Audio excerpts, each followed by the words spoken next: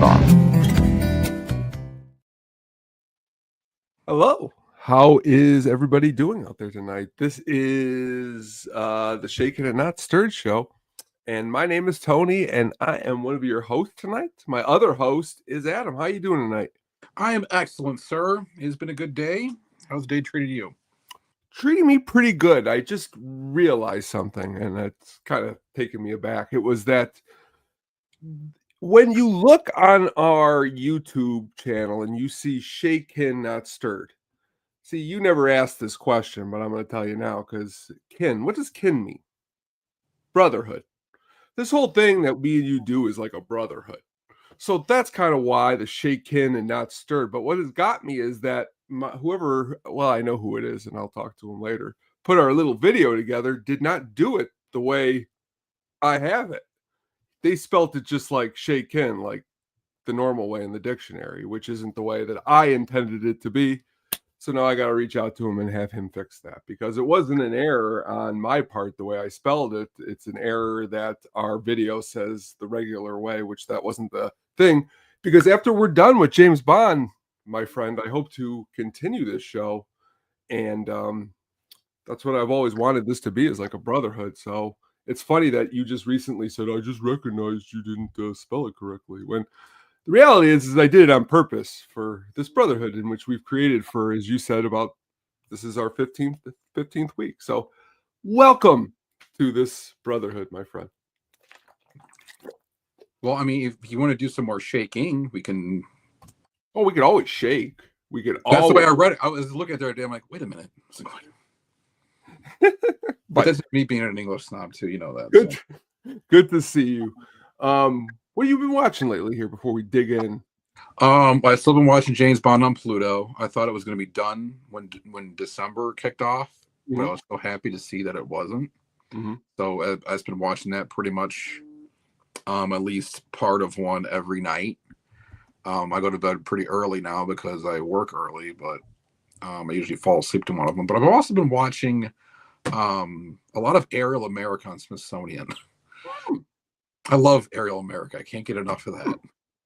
So I still haven't finished because I still haven't revisited Ken Burns's American Revolution. So I still have to finish that. But other than that, I've been watching a lot of stuff on Pluto. I've been watching old Cheers episodes. I even watched a Family Ties episode not long ago. And then James Bond. Well, tomorrow on HBO Max, they're putting up that what's the Leo movie called? I keep messing it up. The One Battle After Another. Yes, and I'm gonna finally watch that. I know you've seen it. Mm-hmm. Oh, you're gonna. Is it one of your favorites of the year? Oh yeah, it might be. I can't even remember what all I've seen this year, but it's definitely one of my favorite. It's the most favorite I can recall at the moment. That's for sure. Oh, you know what movie I did watch last night? I watched The Gentleman. Guy Ritchie, The Gentleman. Oh, I love that movie. That's a good one. See, Alex, Mr. Root here watched American Revolution all the way through. I got to catch up to him. I see you posted about a couple weeks ago watching. Honestly, I didn't even know what was going on. So as soon as I saw that you posted it, I kind of like clicked on it. Mm-hmm. And it's right up my alley. I need to find the time. I need to find more. I know. It's like the only time you can really dig into an entire episode and everything is like on the weekends. Mm-hmm. And then the weekends, you're usually just doing something. So it's kind of hard, but this is coming from a guy who doesn't even have kids. See, and that's what the thing is tomorrow I'll be up at 5 a.m. Mm-hmm. But like after we get off here, I'm excited to watch some of this football game. That's going to be happening tonight, the Seahawks and the Rams, because both of them are pretty good teams, and this has been a really, really good football season. So yeah, there's kind of a big one Saturday night too. That's the word around the campfire.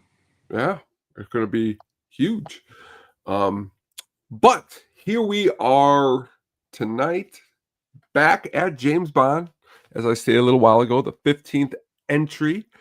Why don't you catch us up here of where we are here before we take off?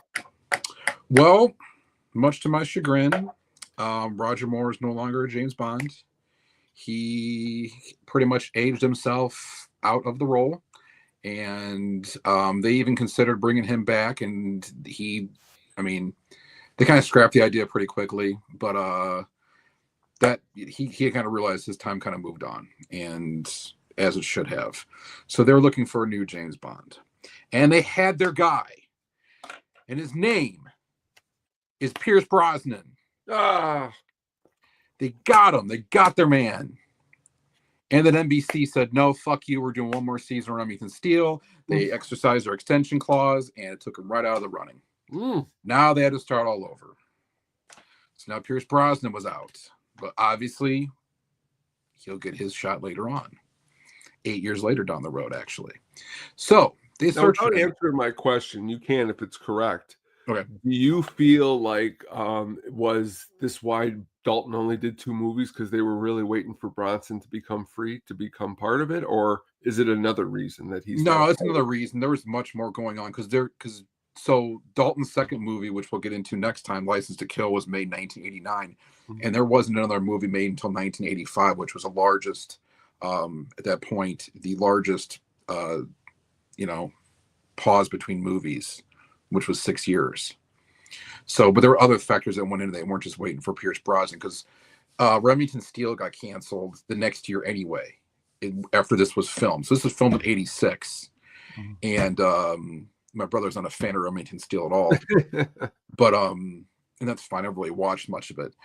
But it got canceled in 1987, the year this came out. So really, they could have had him at any point after that. But they didn't. They went with Dalton for one more movie, which is fine, because Timothy Dalton, he only did 2 films as James Bond, and besides George Lazenby, he had the shortest stint as any Bond actor. But I mean, they tested other guys too before they went with Dalton. Dalton, before Live and Let Die and On Her Majesty's Secret Service, he tested for those, and they were really seriously considering him. But he even thought at that point he might have been a little too young for the role, because he was really young back then. And I mean, if you see him like back at that point, he did The Lion in Winter with Peter O'Toole and Katharine Hepburn, and he is super, super young in that film. So they didn't want to quite go that young. They wanted to go with a little more mature, kind of like the more Connery-esque Bond, which is why they ended up selling on Roger Moore. And obviously it worked very well for 7 movies. But anyway, it was time to move on from him. And they screen tested other people who even screen tested, prior to this. So oddly enough, Sean Bean, who will join Pierce Brosnan 8 years from this point to being in a Bond film, he was considered for the role. They considered Mel Gibson for the role. Ooh. He'd have been the second Australian, because George Lazenby was Australian. He'd have been the second Australian. They even offered it to Christopher Reeve, and he turned down the role. Wow. So, I mean, and then Sam Neill, again, tested for, I think he tested for, before Octopussy, I believe he tested. He did some screen. You can still see some of his screen tests, actually. They're out there somewhere. But, they went with Timothy Dalton. They brought, they said, hey, this is a guy we want to go with. We considered him before. I think Albert Broccoli liked him quite a bit. So they went with him. And once again, Bond was not British. He was now Welsh. So we had a Welsh Bond now. So we've covered Scotland. We've covered almost the entire UK, except, so we've gotten Scotland, England, Wales. We don't have any part of Ireland, but anyway, so he's one they went with.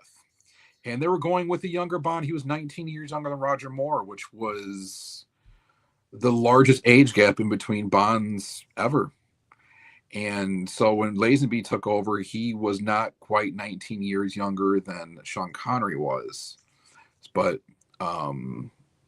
still, like the consensus was Bond was kind of more of a mature agent. He was in his upper 30s or 40s, around there, kind of. Obviously Roger Moore was much older, and they got a little too old, but so they went with another they went a different route, and it's fine. People were kind of looking forward to something new, and he brought them that. This film in particular kind of harkens back to more of a Fear Eyes Only type Bond film, a little grittier, a little more serious. But the plot itself is very octopussy-ish, I should say. So it's very convoluted. There's layers on top of layers, and I think there's few too many layers to it. But it's a good film. I like the movie. I do like. I'm more of a fan of License to Kill, but this was not bad. It's an easy watch for me. But I can see how it could be a difficult watch for people who are just getting into James Bond, for instance, or people who are very loyal to Roger Moore or Sean Connery, because they see this guy who's only done 2 films. I'm not sure how many times that people who are the casual Bond fans have seen the Timothy Dalton films. License to Kill is played a lot more often. License to Kill is one of the Bond movies I've probably seen the most of all the Bond movies. This is the one I've seen probably one of the least. This one, You Only Live Twice, on Her Majesty's Secret Service, those are probably the ones I've seen the least. With the exception of Die Another Day, because I just don't like the movie. Sorry, I had to get my weekly shit on dialogue. So anyway, Timothy Dalton's in here for this, and they did bring some of the same characters back. Lois Maxwell was not there anymore as Moneypenny. She was gone, so Caroline Bliss was now brought in to be a little more younger. She's very 80s sexy, is what I call her. If you look at her, you're like, okay, that's definitely the 1980s. But she's a younger, more attractive Moneypenny who seems to be even more into Bond. Like, she's not like with Lois Maxwell where she jabs back and forth with him, kind of. She just kind of like lets it out there, like, hey, why don't you come over and listen to my Barry Manilow collection and blah, blah, blah, blah, blah. She's very much like, she's a little more aggressive. But she also does a couple things for him on the actual side of, basically she's pretty effective in the sense that she gets some intel for him, whereas Lois Maxwell never really did that. She was kind of just basically played like a secretary. So, but Caroline Bliss didn't play much of a role in this movie. She had a couple scenes, and she had a few of them in License to Kill. So she's kind of she wasn't very remarkable. But I mean, she was all right, but she wasn't very remarkable, and people really don't remember her. She's probably the least remembered Moneypenny of the Moneypennies that there've been. Beyond that, though, we do have Robert Brown's back as M again, and we also have Jeffrey Keane as defense minister. This is the last time he has the role as defense minister. This is the last movie he did, actually. He died several years later, but this was actually the last film that Jeffrey Keane did. And it's just, I don't know, he's kind of just as silly in this as he is in like a Veto a Kill, when he's talking about, I remember the line in Veto a Kill, it's impossible that Max Zorin's, that whole thing. Yeah, this one, he was like, impossible. We are the laughing stock of the international community. He just says the stupid shit like that sometimes. It's like, dude, come on, man. So, the main Bond girl was Miriam Diabo, and people probably remember her cousin much better, as she was the sister in The Wonder Years. Oh. And she was also, but her greatest role was in the 1988 made-for-TV movie Crash Course. And so, and these are indisputable facts. But Miriam Diabo was selected for this. Miriam Diabo actually tested for a role in the previous film as a Russian agent that Roger Moore hooks up with. And she also helped other Bonds on this film screen test for it. So she would read the lines while these guys also screen tested for it. So finally they're like, I think Barbara Broccoli was like, what, was kind of behind her saying, let's make her go in there. Maria Bia. My brother remembers the actual Crash Course. There are 2 people in this world that remember that movie, and it's me and him. The main Bond villain, well, there's 2 Bond villains, actually. Again, just like Octopussy. So you have, I think he pronounces it Jeroen Krabbe. And he's most known for being Dr. Nichols in The Fugitive. He switched the samples. Oh. He was the one that Harrison Ford caught. and accused of switching samples. So when he said, "You find this man," he found the one-armed man, and he found this man. Anyway, the other villain. That's good. He plays General Georgy Koskov, which I don't like his name Georgy, because when Miriam Diabo says it, she says it like he's a little dog of hers. She's like, "Oh, Georgy. You know, she says it like that. I don't know, it's kind of annoying. But anyway, Joe Don Baker is the other villain, and he is Brad Whitaker, which is Joe Don Baker, the least villainous name in the history of all Bond villains. I think Brad Whitaker. He's ridiculous in this movie.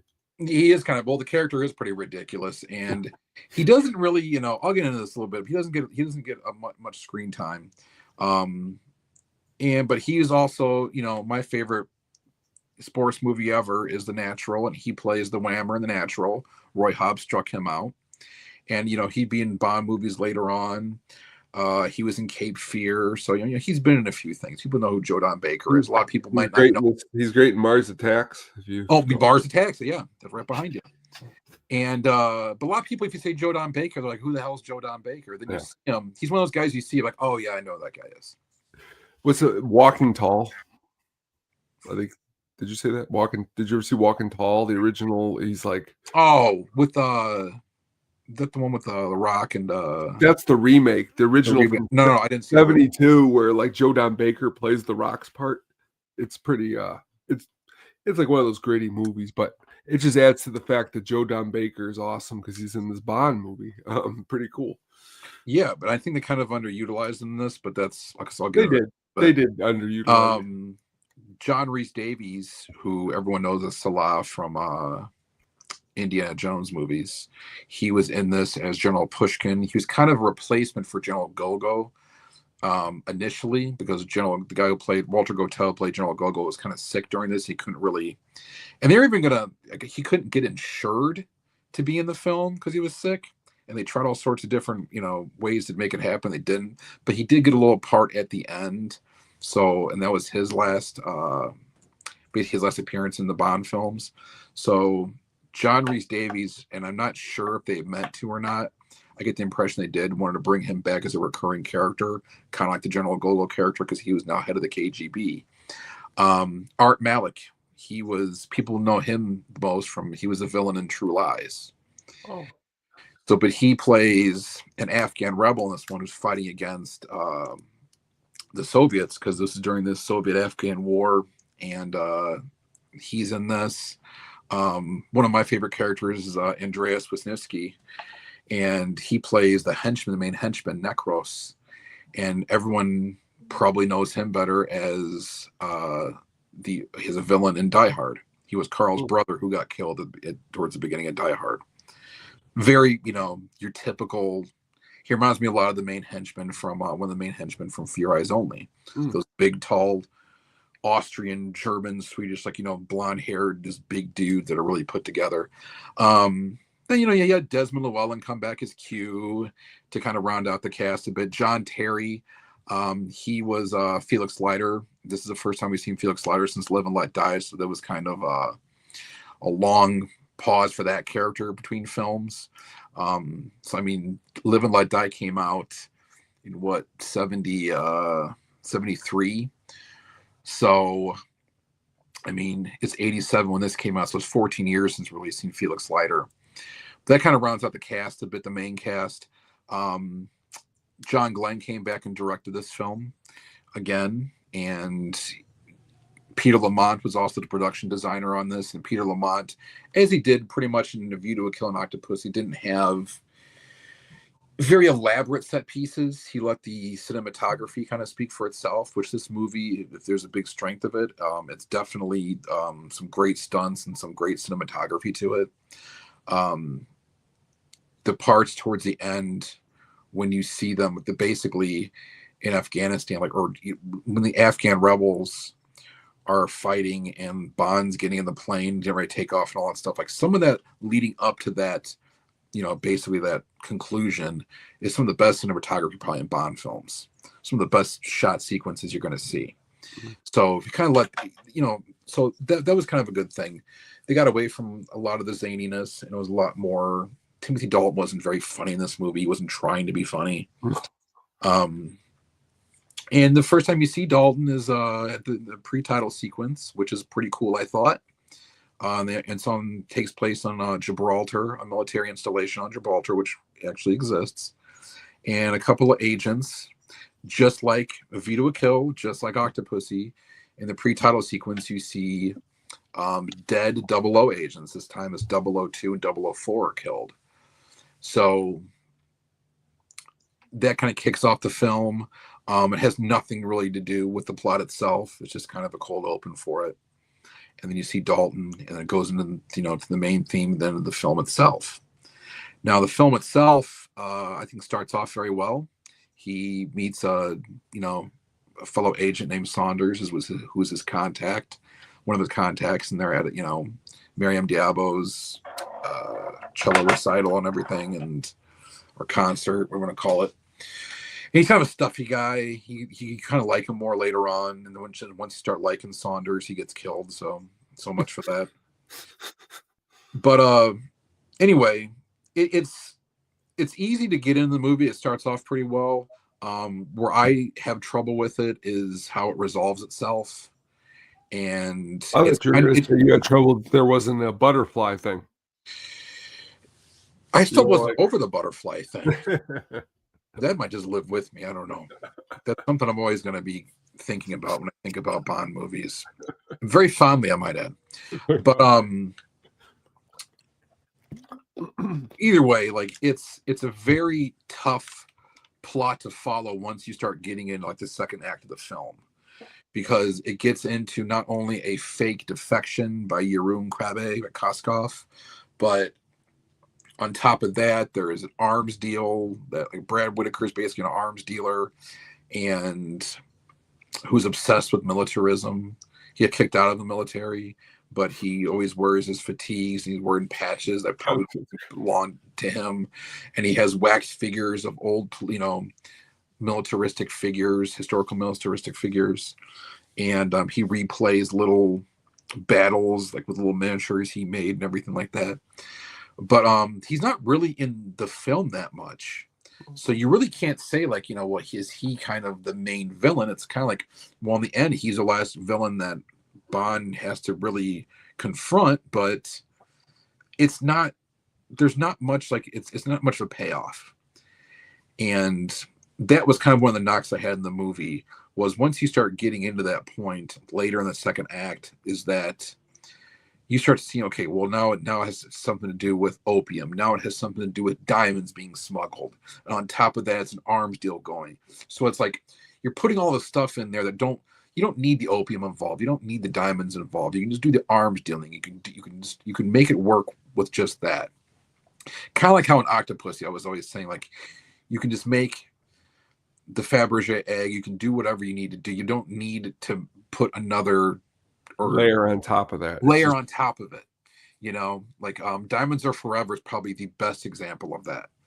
Make it about diamond smuggling and doing this for a reason, okay? Or you don't need to put on, okay, now I'm going to use the diamonds to power a weapon that's going to help destroy the world and everything like that. You just make it so much murkier, and people, no one like, oh, I'm glad they did this. They're just, all it does is confuse people and just be like, I couldn't follow the plot. So, and I understand, it's difficult to follow, especially if you watch it just one time. You're like, okay, now what happened? Why did that happen? How did this unfold? And you're kind of like, I don't know, but I know this, I know this blew up and that blew up and Bond said this and Bond killed that guy. I mean, that's kind of what, happens. But this film was actually released the 25th anniversary of Dr. No. So you had a whole, to mark the occasion, there was a whole, television special. There was a whole, it was a big bill for this. They had a nice promotional campaign for it. Oh, cool. And it was filmed across several locations. I mean, they used Gibraltar, like I mentioned, Vienna, Austria for some of the opera scenes. There's an amusement park there.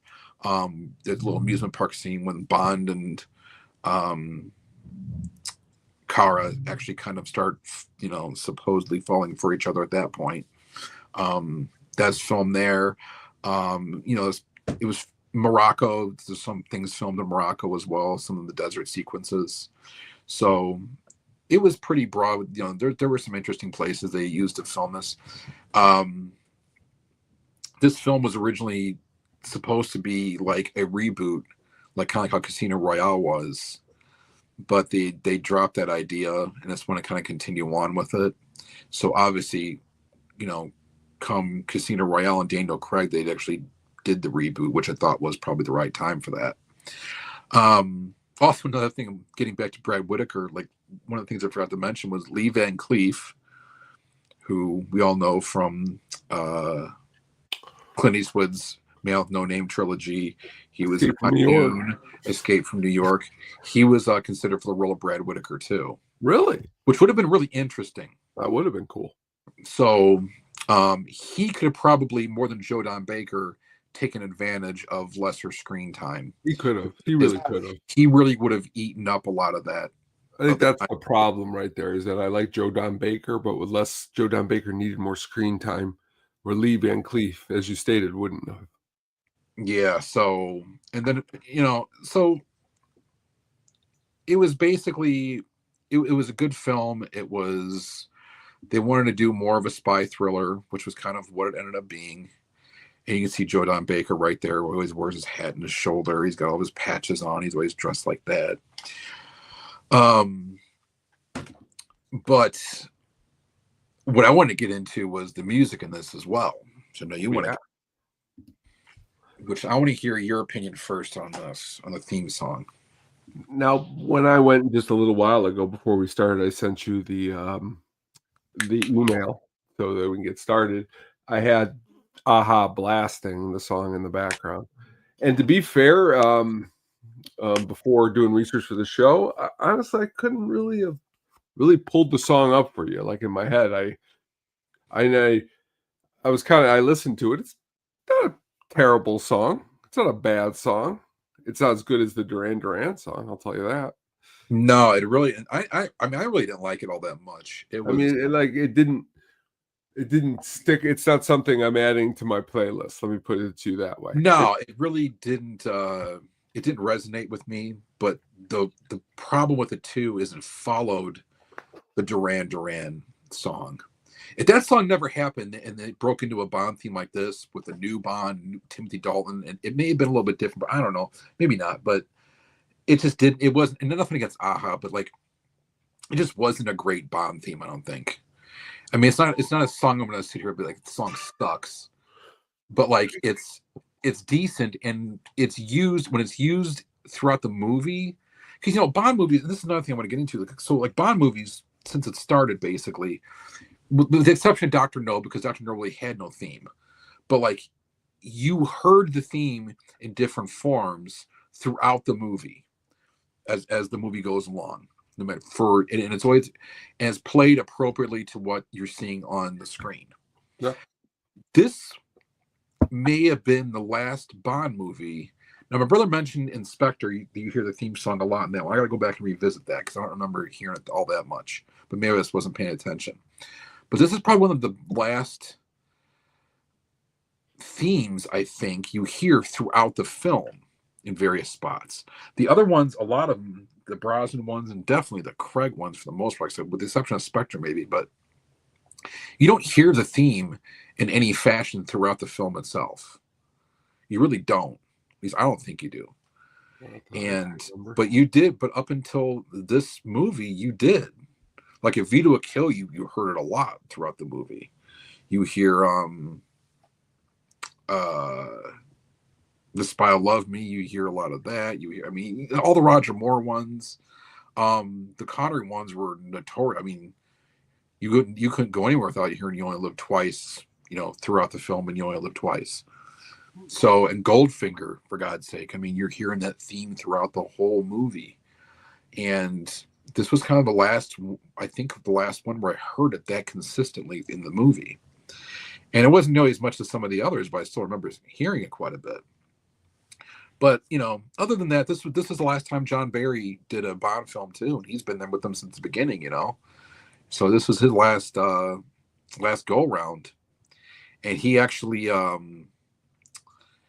at the end is kind of a nice little send off. At the end, he was the conductor during Kara's last. Oh, when she's doing the when she's playing at the end, really, that was actually him being the conductor. Yeah, that's pretty cool. So now, originally, the Pet Shop Boys were asked to compose the soundtrack, but they backed out when they wouldn't provide like a complete soundtrack. They just wanted to do the opening theme, basically. Hmm. So they kind of backed out, and I guess supposedly Madonna declined as well. They wanted to give her like $1 million or a couple $1 million to do Sure, it. she comes back later. Yeah, she comes back later. Um, Nothing against Madonna. I like Madonna. I can go to work early at 5 in the morning and listen to early '90s Madonna, and I'm in a Yeah, good. yeah, me too. Yeah, But that song is she not was good. involved with it. She was We'll involved with. get to it. We'll get to it We'll get later. to it. Okay. So, um,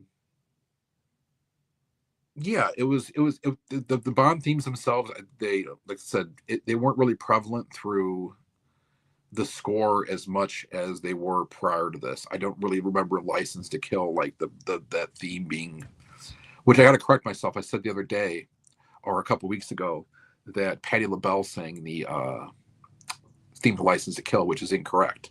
Patti LaBelle sang the song at the end of License to Kill during the credits. Gladys Knight actually sang the theme song to License to Kill. I can I see how caught, you got I'm confused. sitting there sleeping at night. I'm ready to fall asleep. I'm like, oh my god, I messed that up. Like it just out of nowhere, it just hit me. So I was like, I gotta correct that next time um but yeah, so but this movie, I like it. Timothy Dalton is a fine Bond. He's not one of my favorites. I don't like him as much as Connery. I don't like him much as Roger Moore. I don't like him. He's probably I like him better in Lazenby, so he's next to kind of last to me. But for what you're asking a guy to do to take over again, you had two guys, save for Lazenby, you have two guys between Connery and Roger Moore who did 13 films. If you count Never Say Never Again, you got 14 Bond films with those guys in it. You're taking over for those guys, and you're kind of doing it in a different way. So he did as well as he could with what he had, and I like that Bond. It was when I want to watch that type of Bond movie, I turn that one on, and I'm very happy with it. It's not as serious as License to Kill. License to Kill, once we get into that one, is probably the darkest and most brutal Bond movie. So this one's not quite like that, but it's definitely grittier, and it gets down to like, okay, these are some serious, there's some serious tones to it. It's the last one that involves basically like Soviet era Russia, Yeah. being part of the plot. You get part of it in like the pre-sequence, like Goldeneye, like, a few years down the road, but like that's because of a character. It's not really because of the Soviet Union itself. This one actually involves the Soviets. So, and this is the only Bond movie I think where he's actually. Oh no, View to Kill. He was actually in Russia. This one, he's not actually in Russia. Never mind. That was a View to Kill. Can you imagine going down the snow sleet in this thing here that you saw at the museum? Yeah, so I saw this in the museum. It's the cello case. They went down because in Bond movies they're either on skis or they're on a bobsled. In this case, they're in a cello case. So, but yeah, they love their snow seat. Whenever there's snow, they are going down a mountain on something really quickly. They actually go they cross the border where Bond chucks the cello over and says he has nothing to declare. Then she says we'd have to declare the cello. So that's how they get away from the villains, is by crossing the border. So,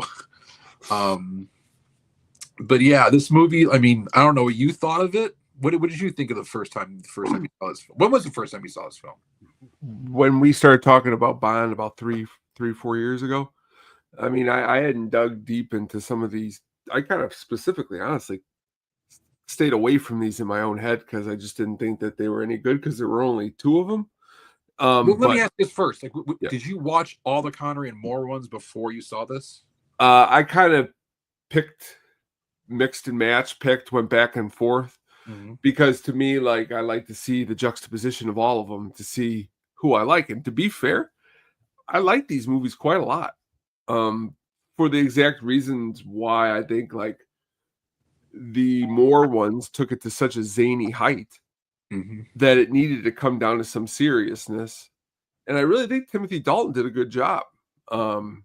because I think the one problem is there isn't the humor side that there was a lot more prevalent in the other ones, but really kind of a cool James Bond. I mean, I don't even know where I place all the James Bond. I mean, he'd probably be more towards the bottom for me too, but it's only because all the rest of them are so cool.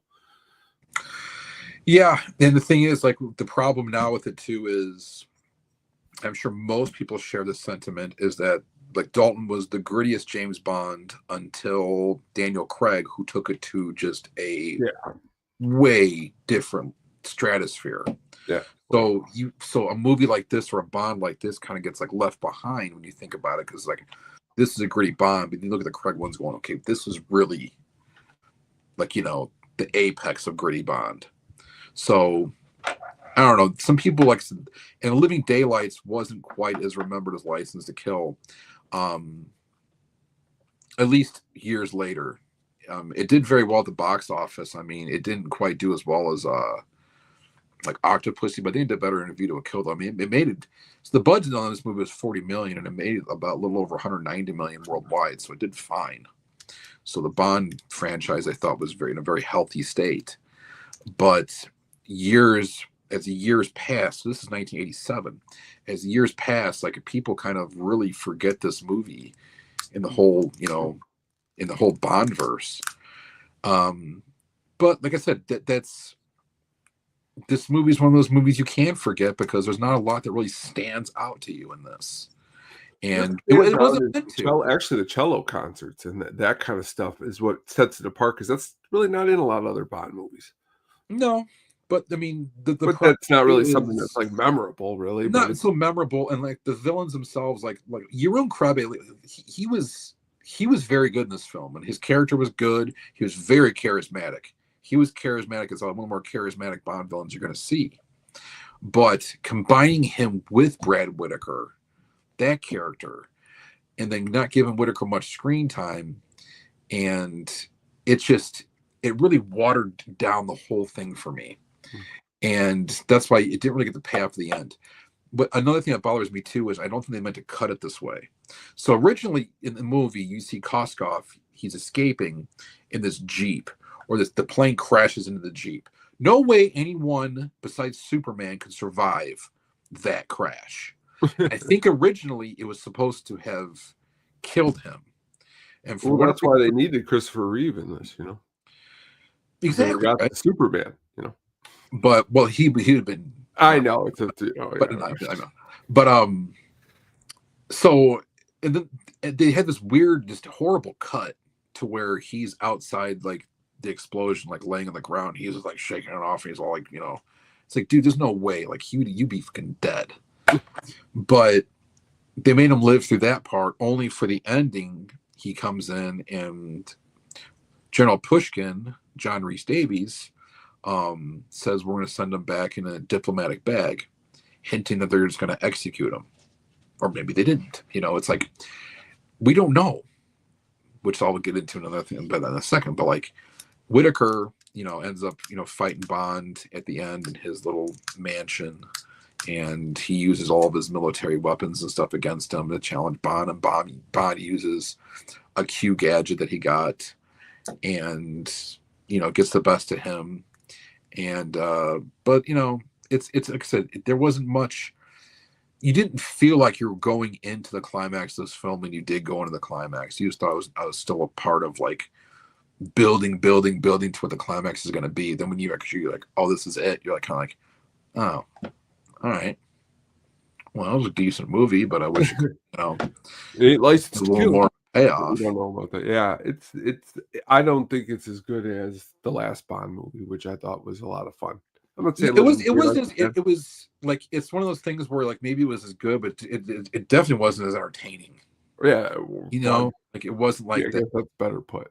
Yeah. And but the Bond girl in this one, and she's I think she's not really a strong Bond girl, but like this was the one movie at least where he's like a one woman Bond in this film.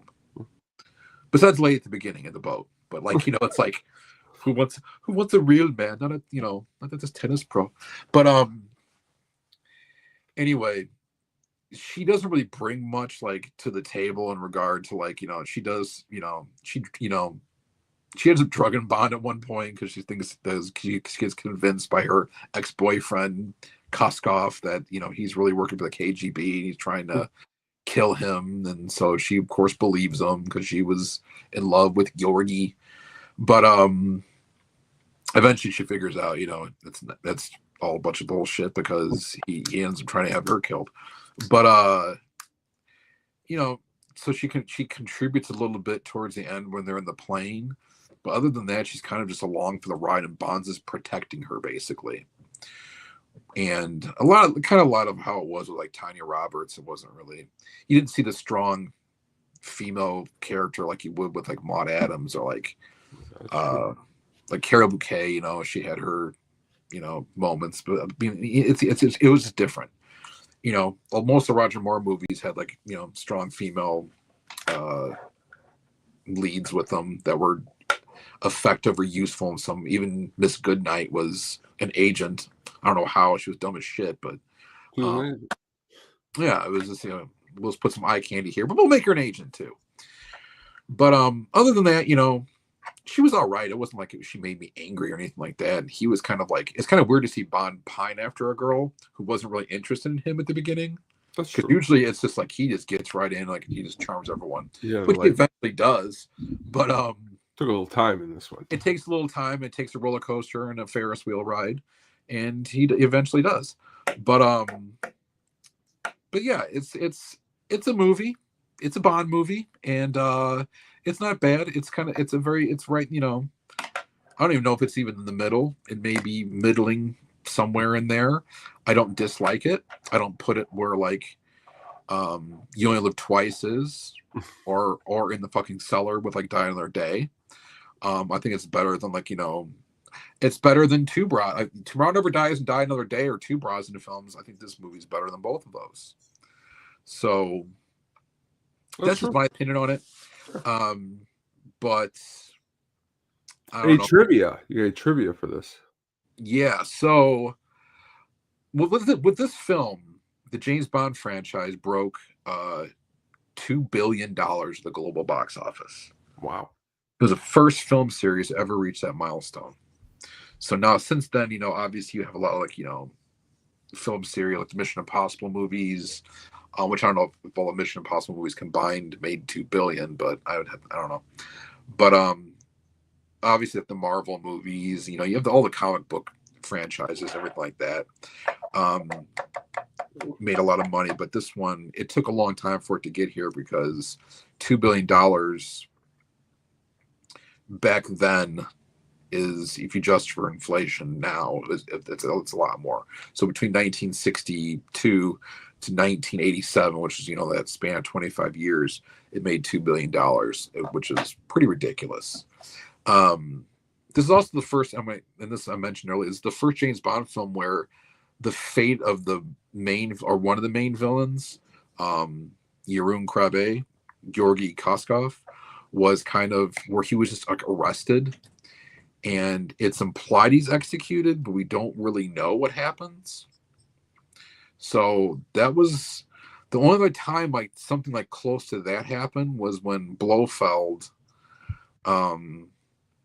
in Diamonds Are Forever, basically was kind of fell in the water. He didn't see anything, and then he got away on Her Majesty's Secret Service.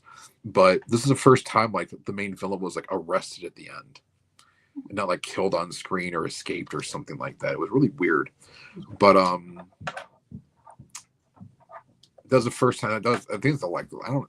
Well, no, it happened again with Blofeld and Spectre, but it took a while for that to happen. Always the villain was always killed or something like that happened to him. The Ferris wheel. This is cool to me specifically. The Ferris wheel in which Bond takes Kara on is the same one from they used in The Third Man with Orson Welles back in 1949, where he does that little speech with that ends with the cuckoo clock to Joseph Cotton. And the funny thing about that is in The Third Man, Bernard Lee, who played M previously, was in The Third Man, and also Jeffrey Keane had a part in the film as well. So they're both in that movie in 1949, and that is the same Ferris wheel that was used in that movie in 1949. It's one of my favorite movies of all time, probably top 5 movie of mine. That'd be a good one to dig into after maybe we're done with Bond. That's a excellent movie. Yeah, I got a nice shirt for that one too. A couple of reoccurring characters from the Bond franchise. Actually, first let me tell you, this is also the last Bond film that was carried a PG rating. Oh, okay. After this one, the Motion Picture Association, they were all PG-13 after that, or maybe there are now, but like that was the last one that was PG. And PG came in, what was 1984, I think, with Temple of Doom was the first PG-13 one. So the PG-13 rating wasn't that old at that point. And this movie, you can see, was probably a PG was okay for this movie. There wasn't really much that was, Actually, take that back. This Bond movie actually had nudity in it. Real nudity in it. Real nudity. You had very right in front of you, Pushkin's wife, or wherever she was, mistress, whatever. You saw side nipple right there. You could pause the screen. Boom, there it is. So I don't know why this actually film was PG. That's kind of funny they got away with that. Anyway, so Nadim Swahala, he was like the Tangier chief of police in this movie, who played, and he had a very little bit part, but he played Aziz Fakesh, who was the first guy that was bitten by Jaws in The Spy Who Loved Me. Okay. So he had a small part in this one. Peter Porteous, he was a guy who worked at the pipeline, who the Russian female seduced with basically her chest. Yes. And but she played a pretty funny part in this film. But that guy who did that was the guy who was forging the jewels in the Fabergé eggs in Octopussy. So he had a small part in both of these, but he still had a part in both of them as different characters. And obviously, Joe Don Baker would later be in GoldenEye with Pierce Brosnan as Jack Wade, CIA guy who's kind of replacing the Felix Leiter character. And he's also in Tomorrow Never Dies, reprising his role as Jack Wade from the CIA. That's funny how they did that. And the last one, the recurring role, is the parrot. There's a parrot in this movie. And it is the exact same parrot they used from For Your Eyes Only. Interesting. And even more interesting is Diana Rigg, who played Tracy Bond, or Teresa Bond, how you want to refer to her as supposedly the biggest Bond girl ever, the one he married. She actually owned that parrot for a while. It was really? I guess she sold it, but it was her parrot for a while. So, which I'm assuming is how they kind of got it in the first place. But I'm not sure how involved Diana Rigg was with the studio or the Bond series in general once For Your Eyes Only came out, considering that was 12 years after she did her film. But that was her parrot at one point. And it had a recurring role now in 2 Bond movies. That's very cool. Whereas I have not been in any. Yet. But yes, the parrot gets 2. Yeah. Very cool, man. You on fire tonight with the facts. Very good stuff here. Next week, in 2 weeks when we get to the License to Kill, that's even going to be even better than it was tonight. Because it should be. That one, I've seen that movie a lot more. You want to talk about gritty and dark? It's dark. Cool name, yeah. Dark. All about vengeance, and it's got a great villain. Fantastic villain, I think. So make sure in 2 weeks to tune in as we come back to do License to Kill. Until that time, though, check out the other stuff going on the Sadistic Penguin Studios YouTube channel. We got coming back this tomorrow is going to be At the Show, which we're going to kind of be doing 2 different things tomorrow. For the first hour of the show, we're going to be doing a tribute to Rob Reiner and his career and just how awesome some of his movies are. And then after that, we are going to be digging into some movies that have more of a winter background. So that is also going to be very cool. So digging into that. So doing a lot of different things down there at the show. So please tune in for that. Hook Up on Music will be back this Saturday with a new episode. This Tuesday, Mike Griffith, a mutual friend of mine and Adam's here, will be joining me Tuesday evening at 7 p.m. here live to talk about some of his favorite album picks of the year, so that should be very exciting. A lot of good, interesting, deep picks there. So tune into that. And tune into everything else that is currently that we're doing. And we appreciate you guys tuning in. We appreciate you taking time out tonight to listen to us. We will be back again, like I said, in 2 weeks for more Shakin' and Not Stirred. Thank you, Adam. I hope you all out there have a good show. Have a good holiday next week or whatever else that you are up to. And we will talk again soon. Take care. Go Bears. And go Bears Saturday night. Go Bears. Bond.